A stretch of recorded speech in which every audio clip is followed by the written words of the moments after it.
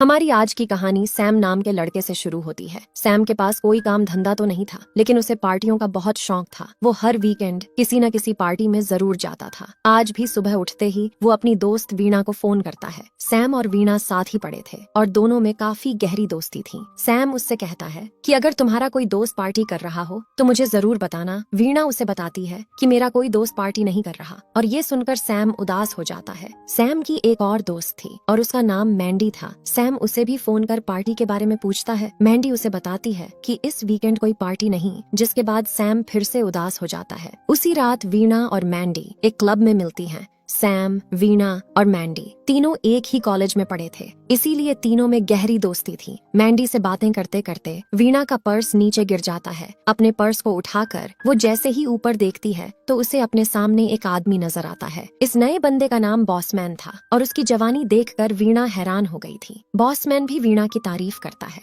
और फिर एक कार्ड निकाल कर वीणा से कहता है कि इस वीकेंड मेरे घर पर एक पार्टी होने वाली है और मुझे उम्मीद है कि तुम उसमें जरूर आओगी। उसकी बात सुनकर वीणा हैरान थी, जबकि बॉसमैन उसे कार्ड देकर चला जाता है। अब कहानी को एक मंत्री के घर की तरफ लेकर चलते हैं। इस आदमी का नाम विलियम है, जबकि मंत्री का नाम जॉन है। जॉन भी एक पार्टी करने वाला था और विलियम ही उसकी पार्टी के सारे इंतजाम देख रहा था। जॉन विलियम से कहता है कि अगर मेरी पार्टी में किसी चीज की कमी दिखी तो मैं तुम्हारा गन्ना काट दूंगा। जॉन की धमकी सुनकर विलियम चुपचाप वहाँ से चला जाता है। अगली रात वीकेंड था। सैम और दोनों लड़कियां बोसमैन की पार्टी में हिस्सा लेने के लिए एक जगह पहुंच गए थे। बोसमैन की पार्टी में नार्मन नाम का आदमी भी हिस्सा लेने वाला था। नार्मन गरम तासीर का बंदा था, जिसका गन्ना लड़कियों को देखते ही खड़ा हो जाता था। इसी बीच गैरी नाम का लड़का आकर सैम से मिलता है। गैरी तीनों को बताता है कि मैं भी बोसमैन की पार्टी में जाने वाला हूँ, लेकिन मेरे साथ कोई नहीं। क्या मैं तुम लोगों के ग्रुप में शामिल हो सकता हूँ? तीनों दोस्त गैरी की बात मान लेते हैं, क्योंकि तीनों को ही गैरी अच्छा लड़का लगा था। बोसमैन की पार्टी एक टापू पर होने वाली थी, जो शहर से काफी दूर था। पार्टी में जाने वाले सभी मेहमानों को पहले हेलीकॉप्टर में बिठाया जाता है और फिर वो टापू पर पहुंच जाते हैं। कुछ ही देर में कई हेलीकॉप्टर सभी मेहमानों को टापू पर ले आते हैं। बोसमैन का घर काफी बड़ा और शानदार था, जिसे देखकर सैम और लड़कियों के तोते उड़ गए थे। पार्टी में जेनी नाम की लड़की भी पहुंची हुई थी, जो बात बात पर नखरे दिखा रही थी। सैम इस पार्टी में आकर बहुत खुश था। ये पार्टी एक बड़े से हाल में चल रही थी और सैम यहाँ पहुँचते ही नाचने लगता है। दूसरी तरफ मंत्री जॉन भी अपने मेहमानों के बीच पहुँच चुका था। वो एक स्टेज पर आकर अपने मेहमानों के स्वागत में कहता है, आप सभी का यहाँ आने के लिए शुक्रिया।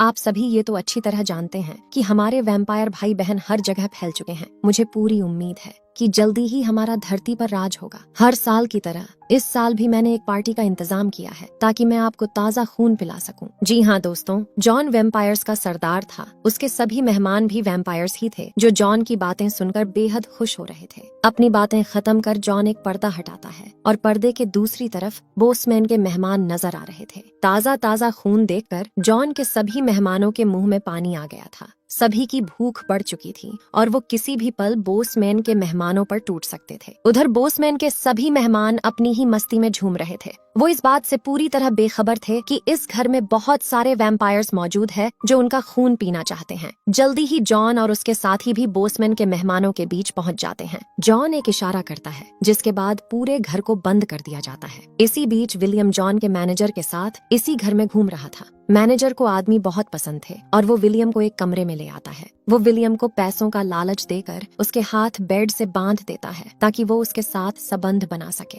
देखते ही देखते वो विलियम के कपड़े उतारने लगा और फिर कुछ सोचकर विलियम से कहता है कि मैं अपनी ताकत की गोलियां भूल आया, मैं अभी उन्हें लेकर आता हूँ, फिर देखना हम एक दूसरे का क्या हाल करेंगे। इतना कहकर वो वहाँ से चला गया, जिसके बाद विलियम कमरे में अकेला रह गया। उधर सैम और मैंडी ने वॉशरूम में एक लाश देख ली थी। वॉशरूम में उन्हें एक वैम्पायर भी नजर आता है, जिसे देखकर वो दोनों हैरान हो जाते हैं। ये तो भला हो कि वैम्पायर नशे में था, जिस कारण सैम और मैंडी की जान बच गई। थोड़ी देर बाद सैम और उसके साथी घर से भागने का रास्ता खोजते खोजते एक कमरे में पहुंच जाते हैं। सैम और मैंडी ने सभी को वैम्पायर्स के बारे में बता दिया था। इसी कमरे में नार्मन भी डरकर छुपा हुआ था। वो सभी को बताता है कि ना तो यहाँ फोन काम करते हैं और ना ही यहाँ से भागने का कोई रास्ता है। इसी बीच बोसमैन भी वीणा को खोजते खोजते यहाँ पहुंच जाता है। वो वीणा को अपने साथ ले जाना चाहता था, लेकिन वीणा पर फिदा हो चुका गैरी उसे रोकने की कोशिश करता है। बोसमैन भी एक वैम्पायर था उसने एक ही झटके में गैरी को दूर फेंक दिया। बोसमैन का असली रूप देखकर सभी डर गए थे। बोसमैन वीणा से कहता है कि ये घर मेरा नहीं बल्कि मेरे मालिक जॉन का है।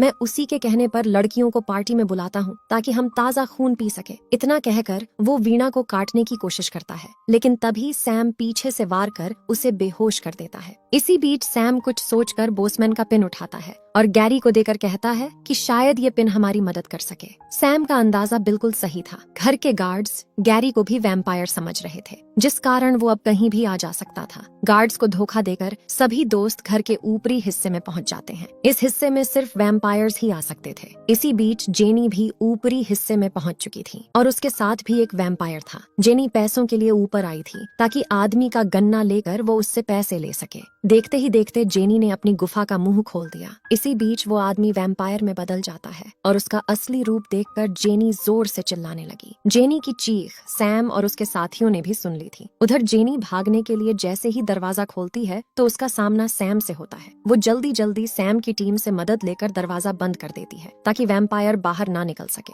उधर बोसमैन को भी होश आ चुका था और इस समय वो बहुत गुस्से में था। दूसरी तरफ वैम्पायर दरवाजा तोड़कर बाहर निकल आया था, जिसके बाद जेनी सैम की टीम के साथ मिलकर वैम्पायर पर कई वार करती है। एक वार वो वैम्पायर के दिल पर करती है, जिसके बाद वैम्पायर को आग लग जाती है। अब सभी को समझ आ चुका था कि वैम्पायर्स के दिल पर वार करने से उनकी मौत होगी। इस वैम्पायर की मौत के बाद सभी फिर से आगे बढ़ने लगते हैं और जल्दी ही विलियम तक भी पहुंच जाते हैं। विलियम के पास आकर जेनी उसके हाथ खोलने लगती है, जबकि बाकी इस कमरे की तलाशी लेने लगते हैं ताकि यहाँ से बाहर जाने का कोई रास्ता मिल सके। इसी दौरान मैंडी के हाथ एक प्राचीन किताब लगती है और वो कुछ सोचकर उसे अपने पास रख लेती है। अब सभी दोस्त फिर से आगे बढ़ रहे थे और आगे बढ़ते बढ़ते गलती से अलग अलग हो जाते हैं। थोड़ी देर बाद गैरी, नॉर्मन और वीणा एक बड़े से कमरे में पहुंच चुके थे। इस कमरे में कई लाशें, खून से भरे टब और तेज धार हथियार पड़े थे। वीणा अपनी सुरक्षा के लिए हथियार देखने लगी, जबकि गैरी और नॉर्मन छुपने की जगह खोजने लगे। जल्दी ही दोनों एक दीवार के पीछे छुप जाते हैं और तभी कुछ वैम्पायर्स कमरे में आते हैं। इन वैम्पायर्स को देखकर वीणा बहुत डर गई। वो खुद को संभालकर उनका मुकाबला करने की कोशिश करती है, लेकिन जल्दी ही हार जाती है। वीणा की जान खतरे में देखकर गैरी नॉर्मन से कहता है, अगर मैंने कुछ नहीं किया तो वीणा मारी जाएगी। इतना कहकर गैरी अपने असली रूप में आता है और इसके साथ ही वो नॉर्मन को मार देता है। दरअसल गैरी भी एक वैम्पायर था